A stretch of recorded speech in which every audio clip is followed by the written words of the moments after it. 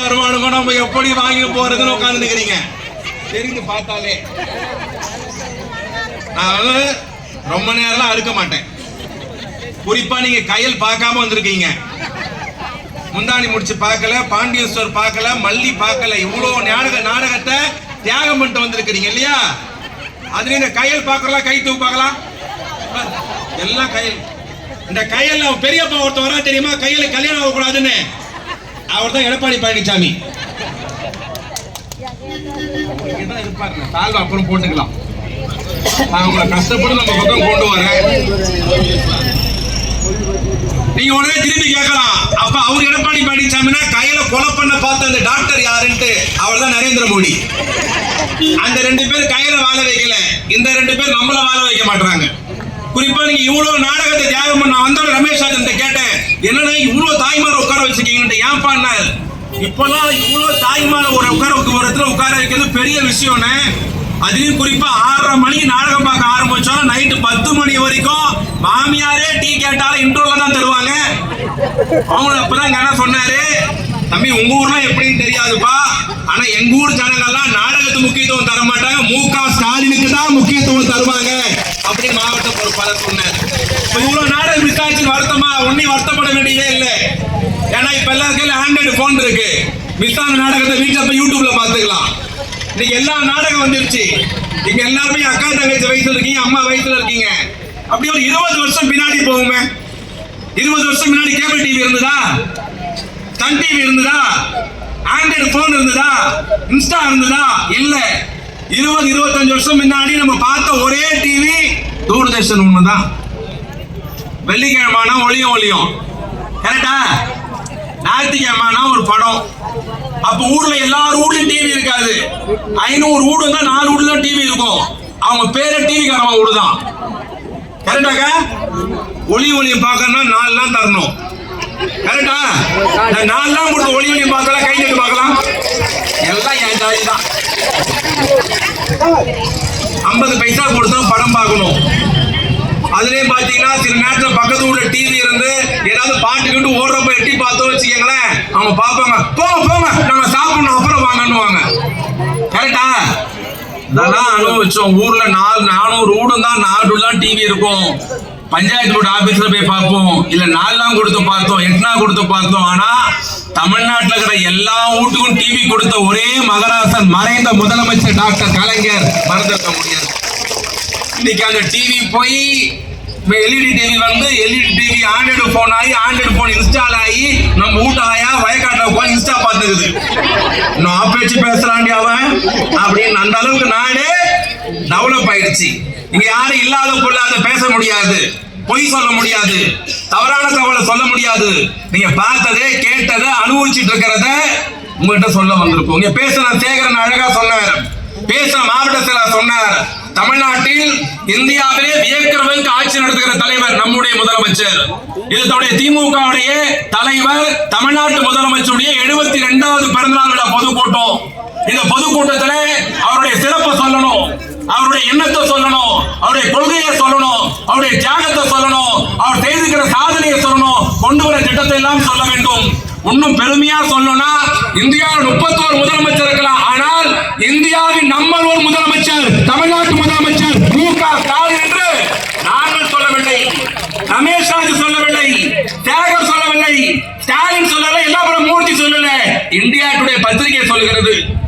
டெல்லியில கடாலி பாராட்டா ஒரு முதலமைச்சர் எப்படி ஆட்சி செய்யணும். ஒரு நம்ம டிவியில பார்த்திருப்போம், படத்துல பார்த்தோம், சினிமால. இந்த முதல்வர் ஒரு படம் வந்தது பார்த்தோமா 10 வருஷம் முன்னாடி. அது அர்ஜுன் பாஜா திடீர்னு ஆட்டோல போவார், திடீர்னு பஸ்ல போவார், திடீர்னு ஒரு காலேஜுக்குள்ள போவார், திடீர்னு சத்ருவுக்குள்ள போவார், திடீர்னு போலீஸ் ஸ்டேஷன் போவார். அப்ப டிவியில பார்த்து நமக்குலாம் தோணுச்சு, ஒரு முதலமைச்சர் பாரியா பைக்ல போறாரு, ஆட்டோல போறார், பஸ்ல போறார், ஸ்கூலுக்கு போறார், காலேஜுக்கு போறார், ஹாஸ்பிட்டல்லாம் போய் செக் பண்றாரு. இந்த மாதிரி ஒரு முதலமைச்சர் நமக்கு கிடைச்சா நல்லா இருக்கையான்ட்டு அந்த படம் பார்க்கிற போது யோசித்தோம். பெரியவர்களே, தாய்மகளே, சினிமாவில் பார்த்ததை நேரில் பார்க்க வைத்த முதலமைச்சர் தமிழ்நாட்டு முதலமைச்சர். ஆட்சிக்கு வந்திருக்கிறோம், 4 ஆண்டு காலத்தை பூர்த்தி செய்ய இருக்கிறோம். வருகிற மே மாதம் 7ஆம் தேதி வந்தால் பெரியவர்களே, தாய்மகளே, இந்த 4 ஆண்டில் சொன்னதையெல்லாம் செய்திருக்கிறோம், சொல்லாததை செய்திருக்கிறோம். பேசுறவங்க எல்லாம் ஒரே செய்தி திருப்பி சொன்னாங்க. மாசம் 1000 ரூபாய் பஸ் பாஸ் அது மட்டும் தான் கொடுத்தோமா? இதே 2021 மார்ச் திங்களில் கழக தலைவர் பொன்னேர்ல பேசுற என்ன சொன்னார்? என்னை முதலமைச்சர் ஆக்குங்கள், நான் கோட்டைக்கு போனால் கொரோனா நிவாரண நிதியாக 4000 தருவேன். கோட்டைக்கு போனார், ஒவ்வொரு குடும்பத்திற்கும் 4000. முதலமைச்சர் கோட்டைக்கு போனார், இலவச பேருந்து.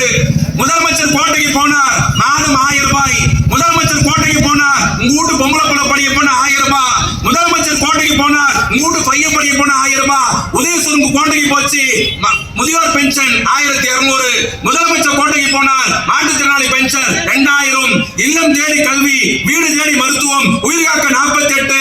ஒவ்வொரு குழந்தைக்கும் மாசம் 2000 ரூபாய் பென்ஷன் என்று சொன்னதையெல்லாம் செய்த முதலமைச்சர் தமிழ்நாட்டு முதலமைச்சர்.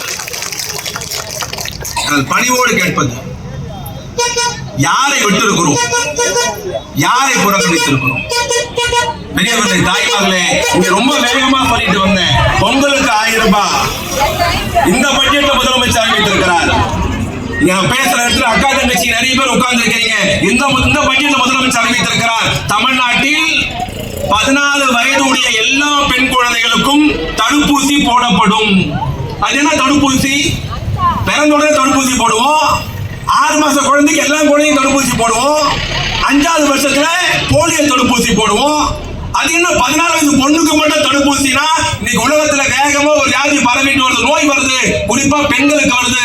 என்ன நோய்னா கர்ப்பப்பை புற்றுநோய் வியாதி.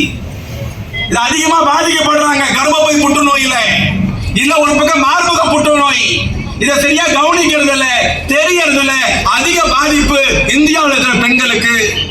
இதை தடுக்க வேண்டும். வயசு பொண்ணுக்கு மார்பக புற்றுநோய் வரக்கூடாது.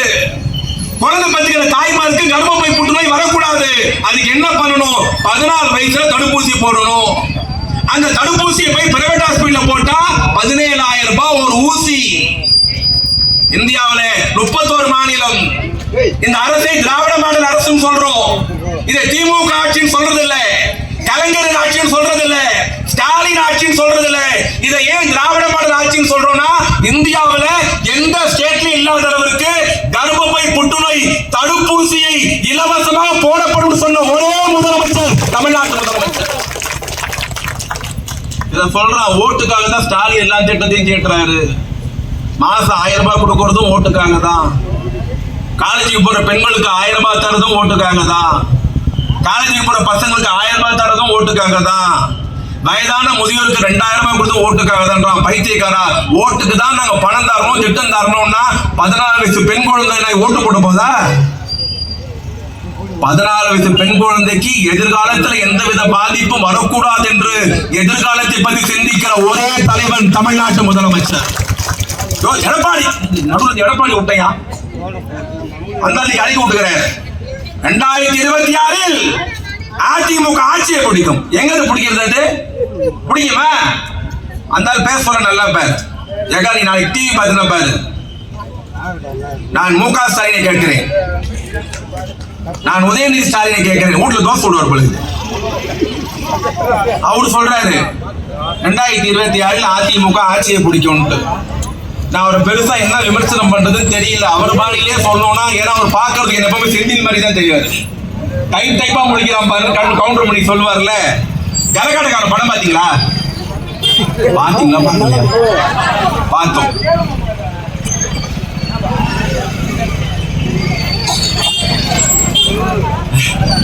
அந்த கரகாட்டக்கார படத்துல ஒரு காமெடி வரும். ஒரு சிகப்பு கலர் காரை தெண்டில கவுண்டர் பண்ணி தள்ளிட்டு போவாங்க. அப்ப ராமராஜர் சொல்லுவாரு, அட என்ன இலவு எடுத்து இந்த காரை மானத்தை வாங்குறீ, வித்து தொலைய வேண்டியதானு ராமராஜர் சொல்லுவாரு. அப்போ கவுண்டர் பண்ணி சொல்லுவார், என்ன தம்பி எப்படி சொல்லிட்டீங்க, இந்த காரை யார் யார் வச்சிருந்தா தெரியுமா? அப்படியே பட்டியல் போடுவாரு. பட்டியல் போட்டு சொல்லுவாரு, இந்த காரை கவர்ச்சி நடிகை சொப்பன சுந்தரி வச்சிருந்ததுன்னு. அப்ப செந்தில் போய் காதல கேட்பார், அண்ணே சொப்பன சுந்தரி இப்ப யார் வச்சிருக்கிறான்ட்டு. அந்த மாதிரி இப்ப அதிமுகவை யார் வச்சிருக்கிறான்னு அதிமுக தொண்டனுக்கே தெரியாது. ஒரு இலை சசிகலா கிட்ட இருக்குது, ஒரு இலை ஓபிஎஸ் கிட்ட இருக்குது. எடப்பாடி காம மட்டும் பூச்சி நிக்கிறாரு. வருமா? இன்னொன்னு சொல்லிட்டா கோயிலுக்கு போயிடும். நம்ம உள்ள போய் உச்சவரை கும்பிட்டு மூலவரை கும்பிட்டு வெளியே வருஷம் நவகரத்தை சுத்துவோம்ல. எத்தனை முறை சுத்துவோம்? 9 முறை. நான் சொல்றேன் பாரு, பாய் பையன் 9 முறை சுத்துவோம். அது 9 நவகிரகத்தை பாரு, ஒன்னோட பாத்துக்காது.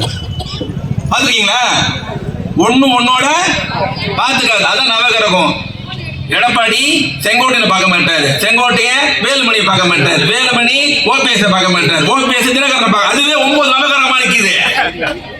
இவங்க ஆட்சி பிடிப்பானுங்களா? இன்னைக்கு சொல்ல எழுதி வச்சுக்கோ. 2026 200 தொகுதியை திமுகவின் கூட்டணி வெற்றி பெற்று அமோக வெற்றி பெறுவோம். மீண்டும்